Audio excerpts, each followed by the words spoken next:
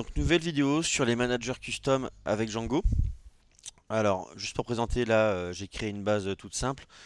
On s'en passe pas hein, de l'exemple du blog, parce qu'il est pratique et il passe partout. Juste pour vous montrer dans les settings, je n'ai touché à rien sauf rajouter l'application blog. C'est tout. Donc j'ai qu'une application blog. Un modèle blog post très simple avec en, en auteur du coup j'ai un modèle user en foreign key. Et puis, ce que j'ai fait, c'est que j'ai une partie catégorie, j'ai pas créé un autre modèle. Là, on va rester simple pour l'exemple. J'ai créé du coup un text choice. Text choice, c'est un peu la façon moderne de remplacer les listes de tuples quand on passe ici à un choices, à un car field. Voilà. Et puis c'est tout. Voilà, j'ai que ça.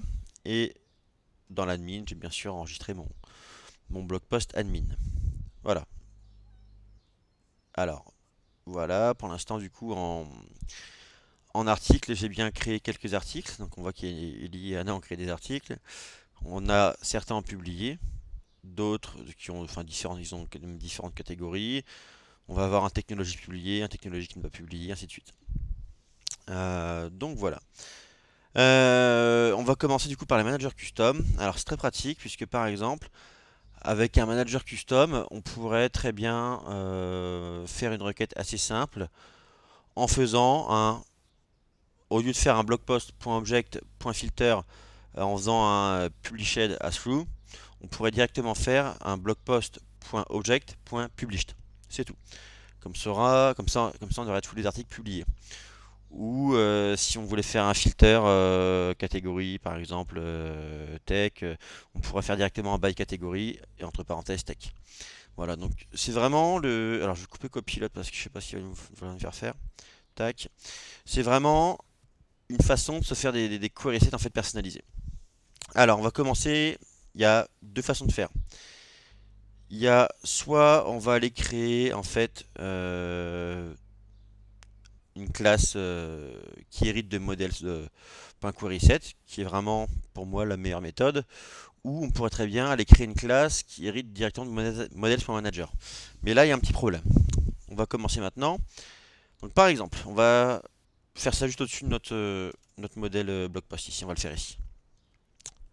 Hop, on va prendre de la place. Par exemple, si je vais créer une classe blog post manager et que je vais hériter de models.manager. Hop.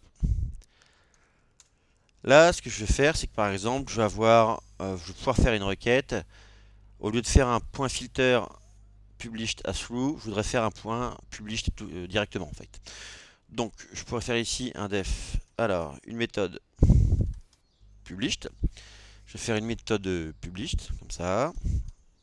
Si on va voir self, une méthode d'instance. Et on va retourner ici. Hop, vous pouvez aller voir dans la doc, hein, je n'invente rien. On va retourner avec un get query set et on va se faire un petit point filter.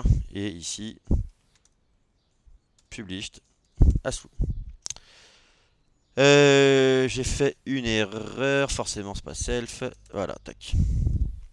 Donc, ici, je me courais dans mon modèle. Ici, voilà, j'ai une première méthode qui va me permettre en fait de retourner les articles publiés. Maintenant, je vais faire une deuxième méthode. On va avoir, donc je sais pas, by catégorie par exemple. Ok, on va l'appeler comme ça. D'instance. Et on va avoir du coup ici la catégorie. Catégorie, je fais pas d'erreur. Donc, ici, on va retourner hop, un query set. Tac. On va se faire un filter. Et ici, la catégorie, ça va être du coup la catégorie qu'on en paramètre. On est bien là ici, la catégorie. On va prendre ici ce qu'on va envoyer en argument. Donc, ok, pas mal. Quand vous avez fait ça, alors on va pas ouvrir ça maintenant. Quand on a fait ça, on va déjà ensuite aller, hop, définir notre manager custom. Dans Object, on va avoir notre blog post manager, tac, qui sera instancié. Maintenant, hop, je vais aller ici, tac. Donc si on regarde bien, Hop, pas besoin de faire migration, c'est inutile, hein. Voilà. On touche pas ici vraiment à la base de données, c'est vraiment juste le manager.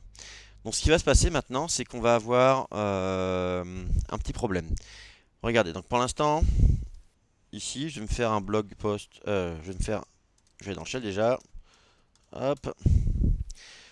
Et je vais aller faire un query set, par exemple, blog post, point object, point published. Pas de problème, je vois ici mes articles publiés. Hop là.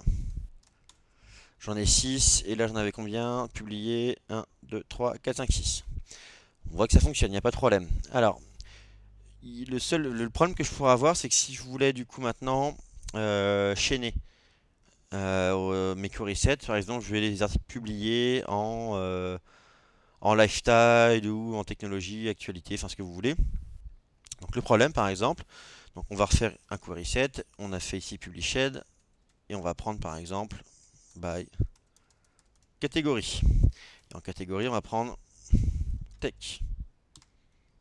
Hop, donc là, j'ai tous les articles de tech. Normalement, il y en a bien un, deux.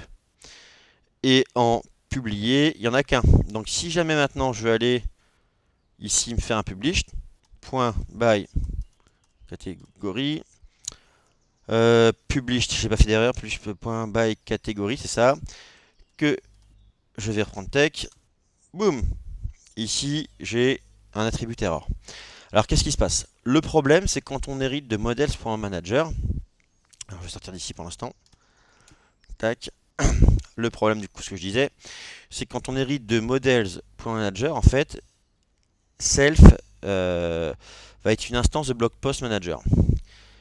Et self.getQuerySet, il va retourner une instance de model.querySet. La classe de base de Django,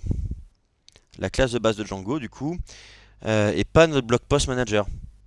Donc, on va retourner un model.querySet qui ne connaît pas nos méthodes by category, par exemple. Donc, dès que j'ai fait ma première requête avec, que ce soit published ou by category, boum, je sors du blog post manager et je retourne un model.querySet. Donc je perds en fait dès que j'ai fait ici dès que j'utilise une première méthode, boum, je casse la chaîne et je peux plus chaîner published by category. Ce qu'on vient de voir à l'instant en erreur. Il y a une solution à ça, c'est en fait, je vais le refaire ici. On va pas tout changer, on va avoir notre blog post, on va le renommer blog post query set. On va hériter de models.queryset. Et ce qu'on va faire, c'est qu'on va simplifier ça. On va tac. Donc, ce qui est publié ici, on va faire un self.filter published as through. Pour les catégories, ici, on va simplifier aussi. Tac. Et on va retourner self.filter, puisqu'on est déjà ici dans la classe queryset. Et donc maintenant, si je fais par exemple, donc si je fais un filter ici, il faut savoir que sur un query set, ça retourne toujours une instance de la même sous-classe que self. Donc en gros, dès que je vais faire un filter, je vais retourner blog post query set. Voilà. Pareil, si je fais un by catégorie, je vais retourner blog post query set. Ce qui veut dire que vu que comme je retourne un blog post query set, je vais pouvoir chaîner mes méthodes. Petite chose à faire, c'est que là en soi c'est pas un manager, mais il est facile de transformer ici un query set en manager. On va se faire un blog post manager. Donc en gros, on passe d'abord par un query set et ensuite on va le transformer en manager. Et là, tout bête, Django, ils ont prévu tout ce qu'il faut. Sur votre query set custom, vous avez une méthode qui s'appelle as manager. Et donc là maintenant, il n'y a plus qu'à aller, comme j'ai déjà instancié, je l'ai créé ici, on pourra très bien l'instancier directement ici s'il faut. Donc là, j'ai bien mon blog post manager. Donc maintenant, alors je vais sauvegarder, c'est bon, c'est déjà fait. Je vais relancer mon chaîne. Et là, vous allez voir que je vais pouvoir tout chaîner. J'ai mon shell et ça m'a gardé génial. Donc si je reviens ici, que je fais au moins un published, ça fonctionne comme tout à l'heure. on peut refaire un count, j'en ai bien que 6. Mais si j'enchaîne, que je fais un published et by category, ça fonctionne. J'ai bien ici un article qui est publié en tech. Et quand je regarde, technologie, j'ai que celui-là qui est publié, l'autre n'est pas publié. Donc là, on voit que le chaînage de mes méthodes a fonctionné, il n'y a pas d'attribut error, puisque, donc vraiment pour récapituler, quand vous avez comme ça un, comment dire, quand vous héritez de query set, il faut savoir que ici filter va retourner donc une instance de blog post query set. Ce qui n'était pas le cas de quand on héritait de manager, qui nous retournait lui un query set justement query set et donc pas notre blog post, pas le manager. Voilà. Donc qui retournait un query set standard qui lui ne connaissait pas ces méthodes là. Donc j'espère que j'étais assez clair. Voilà, on a vu vraiment les deux façons de faire. La façon en héritant de. Donc tout à l'heure, on a hérité de models.manager. Donc ça, tout à l'heure, on a fait ça. Qui nous retournait justement un query set standard qui, du coup, on perdait nos méthodes. Et quand on hérite justement de query set, y compris notre classe, et bien filter ici, via notre self, en fait, on va retourner bien un blog post query set. Donc je peux chaîner tac, tac, mes deux méthodes. Et voilà, et merci du coup d'avoir suivi la vidéo, et puis à bientôt pour une prochaine vidéo.